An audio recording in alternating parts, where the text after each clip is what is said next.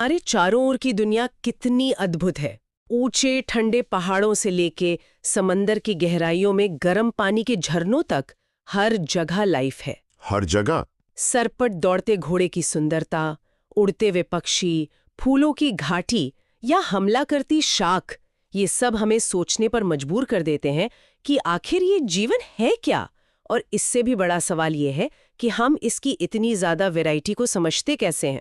और जब हम इस विशाल डाइवर्सिटी को देखते हैं तो एक बहुत बड़ा मतलब एक चैलेंज सामने आता है। दुनिया में लाखों तरह के जीव जंतु और पेड़ पौधे हैं। हमारे सोर्स के मुताबिक करीब 1.7 से 1.8 मिलियन स्पीशीज तो ऐसी हैं जिन्हें साइंस ने डिस्क्राइब और आइडेंटिफाई कर लिया है। 18 लाख। हाँ, और ये तो बस शुरुआत है। असल संख्या इससे कहीं ज्यादा हो सकती है। अब इतनी बड़ी संख्या को समझना, उनके बारे में ग्लोबली बात करना आखिर पॉसिबल कैसे हो? ये तो एक ऐसी लाइब्रेरी जैसा है जिसमें लाखों किताबें हैं पर कोई कैटलॉग ही नहीं है। बिल्कुल। तो ये तो एक बहुत बड़ी बायोलॉजिकल मिस्ट्री हुई। और इसी मिस्ट्री को सॉल्व करने की कहानी आज हमारे सोर्स मटेरियल में है। ये हमें उस सिस्टम के बारे में बताएगा जिसे वैज्ञानिकों ने इस विशाल लिविंग वर्ल्ड को ऑर्गेनाइज करने के लिए बनाया है। ये कहानी है लाइफ की उस जायंट लाइब्रेरी के लिए यूनिवर्सल कैटलॉगिंग सिस्टम बनाने की, एक तरह की जासूसी कहानी जिसमें हर जीव एक क्लू है। और इस चर्चा में हम देखेंगे कि कैसे हर ऑर्गेनिज्म को एक यूनिक नाम दिया गया और फिर उसे उसके इवोल्यूशनरी रिलेशनशिप्स के आधार पर ग्रुप्स में रखा गया।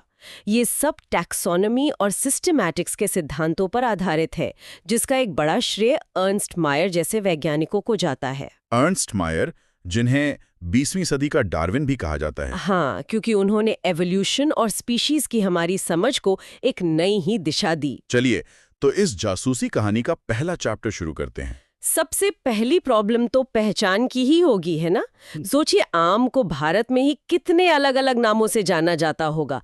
आम, आम्बो, मामपल्लम। बिल्कुल। अगर हर कोई अपनी लोकल लैंग्वेज में बात करे तो वैज्ञानिकों के लिए कितनी उलझन पैदा हो जाएगी। इसी उलझन को दूर करने के लिए एक स्टैंडर्ड सिस्टम की जरूरत पड़ी, जिसे नॉमेनक्लेचर कहते हैं। इसका मकसद था हर ऑर्गेनिज्म को एक ऐसा साइंटिफिक नेम देना जिसे पूरी दुनिया में एक ही मतलब से जाना जाए, चाहे आप टोक्यो में हो, न्यूयॉर्क में हो या दिल्ली में। लेकिन एक सवाल मन में आता है, ये जो साइंटिफिक नेम्स हैं, ये ज्यादातर लैटिन में क्यों होते हैं? लैटिन तो एक डेड लैंग्वेज है। आज जब साइंस की ग्लोबल लैंग्वेज इंग्लिश है, तो इस सिस्टम को अपडेट क्यों नहीं किया गया? ये बहुत अच्छा सवाल है। असल में लैटिन का डेड लैंग्वेज होना ही उसका सबसे बड़ा फायदा है। अच्छा। हाँ, क्योंकि इसे अब कोई बोलता नहीं, तो इसके शब्दों के मतलब समय के साथ बदलते नहीं हैं, वो स्टेबल रहते हैं। दूसरा, ये एक न्यूट्रल लैंग्वेज थी, किसी एक देश की नहीं थी, इसलिए इसे यूनिवर्सली अडॉप्ट करना आसान था। और इस फील्ड में सबसे रेवोल्यूशनरी आइडिया कैरोलस लिनेयस लेकर आए, जिसे बाइनोमियल नॉमेनक्लेचर कहा जाता है। ओके, बाइनॉमी नॉमेनक्लेचर मतलब दो नाम वाली नेमिंग सिस्टम। ये रेवोल्यूशनरी कैसे था? मतलब इससे पहले क्या होता था? इससे पहले केओस था। केओस। हाँ, वैज्ञानिक किसी पौधे या जानवर को डिस्क्राइब करने के लिए लंबे चौड़े डिस्क्रिप्टिव लैटिन फ्रेजेस का इस्तेमाल करते थे। एक ही गुलाब के फूल के लिए 10-12 शब्दों का नाम हो सकता था और हर वैज्ञानिक का वर्जन थोड़ा अलग होता था। कोई स्टैंडर्ड ही नहीं था। तो लिनियस ने इसे सिंपल कर दिया। बिल्कुल, उन्होंने इस पूरी कॉम्प्लेक्सिटी को एक सिंपल एलिगेंट 2 वर्ड सिस्टम से बदल दिया। जैसे आम के लिए मैंजिफेरा इंडिका छोटा, यूनिक और यूनिवर्सल है। ये साइंस में इंफॉर्मेशन को ऑर्गेनाइज करने का एक बहुत बड़ा कदम था। तो ये सिर्फ दो नाम रख देना नहीं है। मुझे सोर्स में कुछ नियम दिखे जो काफी स्ट्रिक्ट लगते हैं, जैसे लिखने का तरीका भी फिक्स्ड है। हाँ, प्रिसिजन बहुत जरूरी है। इसके 4 मुख्य नियम हैं। पहला तो ये कि ये नाम लैटिन ओरिजिन के होते हैं और इन्हें प्रिंट करते समय हमेशा इटैलिक्स में लिखा जाता है। और अगर हाथ से लिख रहे हैं तो दोनों शब्दों को अलग अलग अंडरलाइन करना होता है। ओके।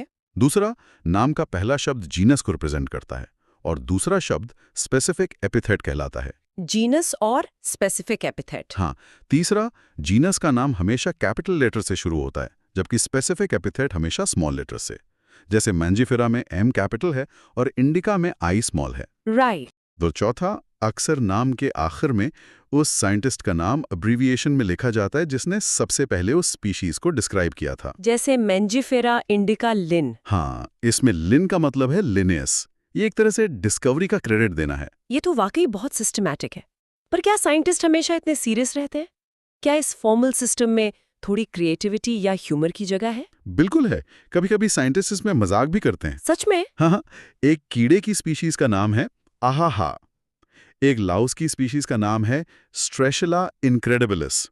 और मेरा पर्सनल फेवरेट एक बीटल का नाम है आग्रावेशन। आग्रावेशन। हाँ, तो ये सिस्टम रिजिड होने के साथ साथ थोड़ी पर्सनालिटी भी अलाउ करता है। ठीक है, तो अब हर जीव का एक यूनिक नाम है, एक तरह का साइंटिफिक आइडेंटिटी कार्ड बन गया है।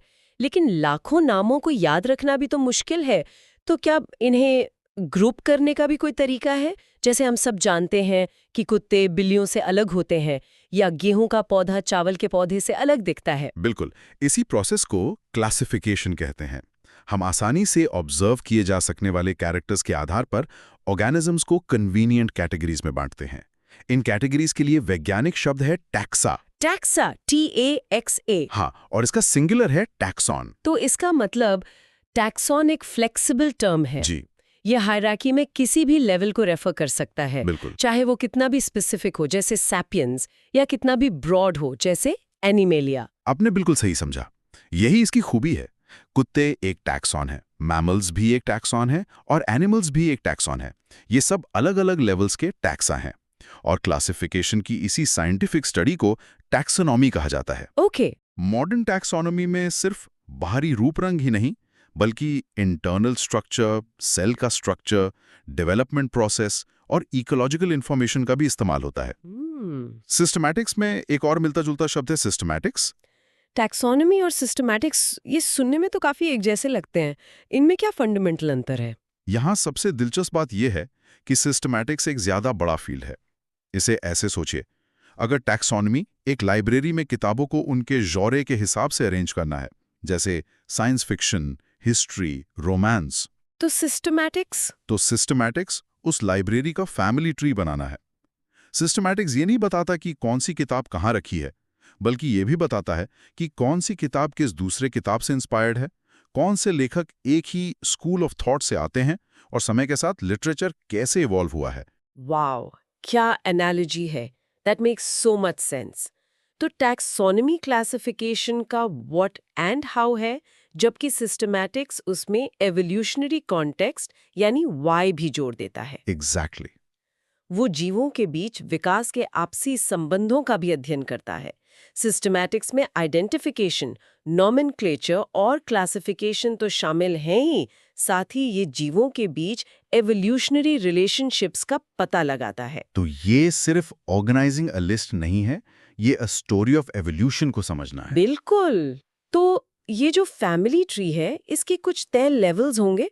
सोर्स में एक हायरार्की की बात की गई है, मतलब एक तरह का लैडर सिस्टम। हाँ, क्लासिफिकेशन एक सिंगल स्टेप प्रोसेस नहीं है, बल्कि इसमें कई स्टेप्स की एक हायरार्की है, जिसे टैक्सोनॉमिक हायरार्की कहते हैं। इसमें सारी कैटेगरीज एक के ऊपर एक असेंडिंग ऑर्डर में अरेंज की जाती हैं। हर स्टेप एक रैंक या कैटेगरी को रिप्रेजेंट करता है। तो चलिए इस लैडर पर चढ़ते हैं। सबसे नीचे, सबसे फंडामेंटल लेवल पर क्या है? सबसे बुनियादी यूनिट है स्पीशीज। हाँ, ये ऐसे इंडिविजुअल ऑर्गेनिजम्स का समूह है जिनमें फंडामेंटल सिमिलैरिटीज होती हैं और जो आपस में नेचुरली इंटरब्रीड करके फर्टाइल ऑफस्प्रिंग पैदा कर सकते हैं। सही, जैसे लियो यानी शेर और टाइग्रिस यानी बाघ, दो अलग-अलग स्पीशीज हैं। हालांकि वो काफी मिलते जुलते हैं, पर वो अलग स्पीशीज हैं। यही पर एक बात आती है। हाँ। स्पीशीज का कॉन्सेप्ट सुनने में तो बहुत सीधा लगता है, पर क्या ये वाकई इतना सिंपल है? क्या इसकी डेफिनेशन को लेकर वैज्ञानिकों में कोई डिबेट नहीं है? ये एक बहुत ही एडवांस्ड पॉइंट है।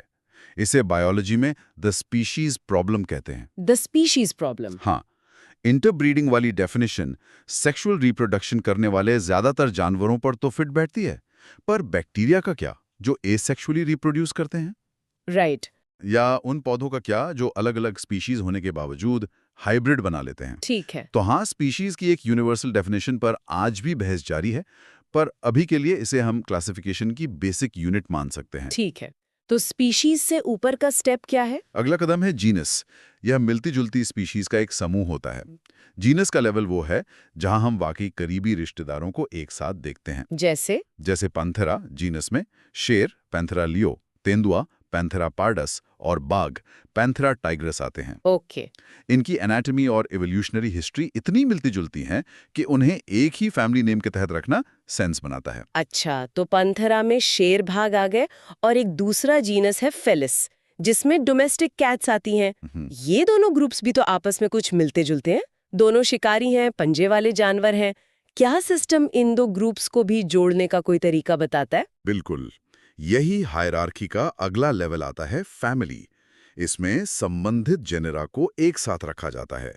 जैसे फैमिली फेलिडे में पैंथेरा और फेलिस दोनों शामिल हैं। फेलिडे। हाँ, आप देख सकते हैं कि शेर और बिल्ली में कुछ समानताएं हैं, लेकिन एक शेर और एक बाघ में ज्यादा समानताएं हैं। वहीं कुत्तों की फैमिली कैनिडे बिल्कुल अलग है।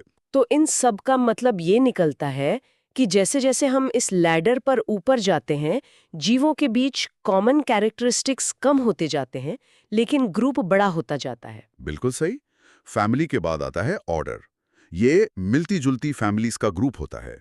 जैसे ऑर्डर कार्निवोरा में फेलिडे और कैनिडे दोनों आते हैं, क्योंकि ये दोनों ही मांस खाते हैं और इनके दांतों का स्ट्रक्चर और कुछ और कैरेक्टर्स भी मिलते हैं। और ऑर्डर से भी ऊपर? ऑर्डर के बाद आता है क्लास। इसमें रिलेटेड ऑर्डर्स को रखा जाता है।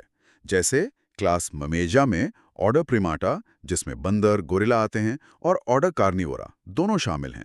और इन सब में कॉमन क्या है? इन सब के शरीर पर बाल होते हैं, एक्सटर्नल ईयर्स होते हैं, और ये अपने बच्चों को दूध पिलाते हैं।